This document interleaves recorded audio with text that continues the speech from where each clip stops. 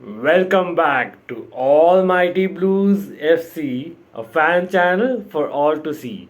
Very happy. I know my voice is gone a little bit, so I hope you all can bear with it. And of course, the reason is yes, I wasn't feeling very well, and that is why I'm coming after a couple of hours post the match. Yes, you are here for the post match reaction of Chelsea against Norwich. Remember, wearing yellow, but it's a blue day. 7-0. Wow, 7-0. Anyone watching, please comment below. When was the last time when we won 7-0? I don't know, like I haven't really gone through the stats and all that, but if I recall right, probably against Aston Villa all those years ago, or versus Wigan, I don't know. Like again, do comment below if you remember. But along with that, smash that like button as well as subscribe. Press that bell notification icon so that you know when a video is coming up and when we come live as well. And thanks for all your support. Hope it continues. Share the link as well if possible, if you like the video, that is, right? So let's get into it. Yes, it is a match reaction, but I thought let me not review the whole game because it's anyway a few hours. So I will pick 3 points. Yes, back with the 3 points review that we used to have and you all used to love. So this is a 3 points review video for Chelsea against Norwich. Yes, there are a lot of talking points. Like this match had everything. Of course, starting off with, remember the last video, right? We did mention about Daniel Farke, who wanted to mention something against Billy Gilmore and Chelsea, kind of, wanting to develop players at Norwich. Well, we did take revenge after all. Not really revenge, but I think we really played well. And a lot of talking points on the pitch as well. Like, first of all, a lot of changes by Thomas Tuchel. So, surprises, yes. But with that, just the way that Chelsea played, like, magnificent football. But it also had, yes, those tackles and, of course, a red card. I would not say bad tackles, so as to speak, but definitely, not really very smart there by Gibson. Yes, Gibson got that second yellow and a red card. And of course, it had great goalkeeping saves. Yes, Tim Krul was actually very good for me and a lot of other performances, but we will pick the 3 points that are the best, most noteworthy in this match. Again, comment below which do you think are the 3 points that are worth mentioning for this match. And here I begin with the first point. It has to be Tinkerman Thomas Tuchel. Yes, Thomas Tuchel, the tactician he is, bamboozles everyone. Like it's so difficult to pick a Thomas Tuchel 11. Like I know there were a couple of surprises in the 11, like I mentioned earlier, especially with Ruben Loftus-Cheek, who was brilliant in the last couple of EPL games, not being picked, and him going with Jorginho along with Kovacic. Now, we did cover in the preview, again check out the preview if you haven't. We did cover that one reason maybe that Jorginho might play or maybe another senior player might play because of not being a national, not having a natural captain, as in that may be one of the reasons. But it worked brilliantly because Jorginho, yes, in that 7-0, the very first goal that Mason Mount scored, he got the assist.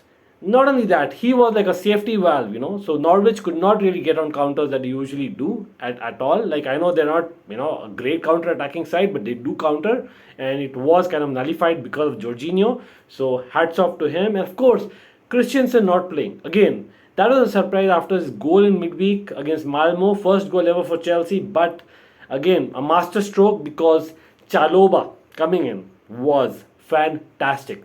Chalobah was superb.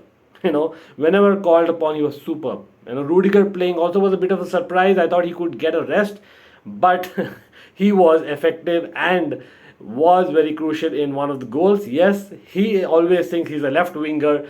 Great, run that he goes on, but he got that penalty. Yes, he won that penalty that finally we scored, and we'll come to that.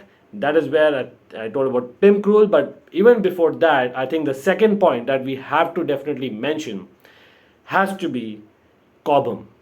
It is Cobham. That's all. Period. Chelsea Academy is the best academy in the world, at least in the last few years. Do comment below if you disagree. Even if you agree, what are your comments like? What do you think are the real pluses of Chelsea Academy? I know there's a lot of debate about us selling a lot of players, moving them on. It's a business model and so on and so forth. But it works. Time and again, trust me, when the chips are down, in fact, it is the academy boys who actually play for the badge. It's very clear to see. And today, yes, it was not that kind of emotional, but definitely great watching Mason Mount get a hat trick.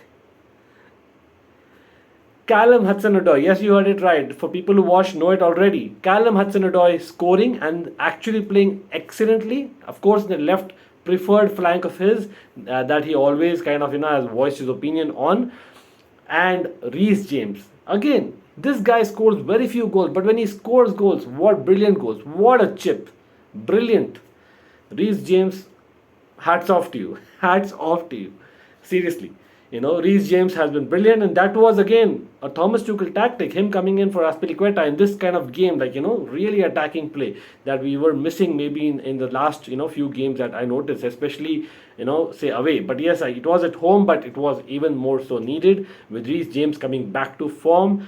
And I think the last, but not the least, of course, we have to definitely touch upon the midfield. Yes, we spoke about Jorginho, but for me, if it was not for Mason Mount's hat-trick, I would have given the man of the match to Kovacic. Yes, Mateo Kovacic, you heard it right. And you all watching know that I am a Kovacic stan. Trust me, I am wearing a neutral's hat here. Mateo Kovacic, he's had, yes, 6 assists I think this season. The most assists. And not only that, he's scoring goals. I know not many, but he's scoring goals of late. And he creates a lot more. Like he had, again, in the match, if I'm not wrong, 6 chances that he created, the most by any player. And that has to be not a coincidence. Like this guy can play, simply put. Yes, Ruben Loftus-Cheek came out last, in the last, say, 20 odd minutes. And he played well as recent form, kind of expects also. And he got that great assist. But for me, Mateo Kovacic, he brings a different element, that cut through passes that he has. What a pass to Callum Hudson-Odoi. Like, brilliant. This guy is awesome. In fact, even in terms of stats, if you have to say, I know we spoke about Kovacic, but notable mentions, of course, Ben Chilwell, who got a goal again. I think he is the only Chelsea player ever after Frank Lampard to score, I think, 4 consecutive games, league games that is.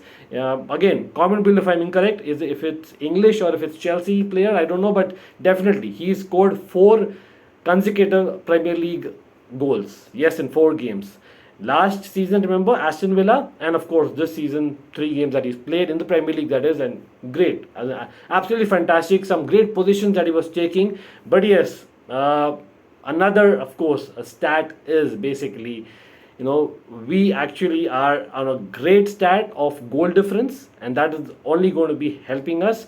In fact, we've not had such a kind of, I think, a great victory in a while, so that can only kind of, get us to the next level. And I don't know, any other thing that you would like to discuss. For me, I thought these are the 3 points that is definitely repeating. Tinkerman, tactician, Thomas Tuchel, hats off. And Cobham, great place to be, great, it's a great position to be in, definitely, as a Chelsea fan. And last but not the least, Mateo Kovacic. And a lot of people think that, he's not that kind of a player. Trust me, he's getting to that level now of consistency as well. He always had the ability. But yes, that is what it is for me. And any other comments, feel free to add below. And do not forget to like, subscribe, share the link, as well as press that bell notification icon, because we will be live again soon. Not only on Almighty Blues FC, but do check out Almighty Blues Cricket. Yes, I will definitely add that link, but you definitely have to check out the description, because a lot more content is coming on both these channels. And till then, take care. Anything to add, do DM me. And UpTheChels, we will be back for the weekend review, of course, on the whole, and the Southampton Cup preview. Take care, guys. Thank you.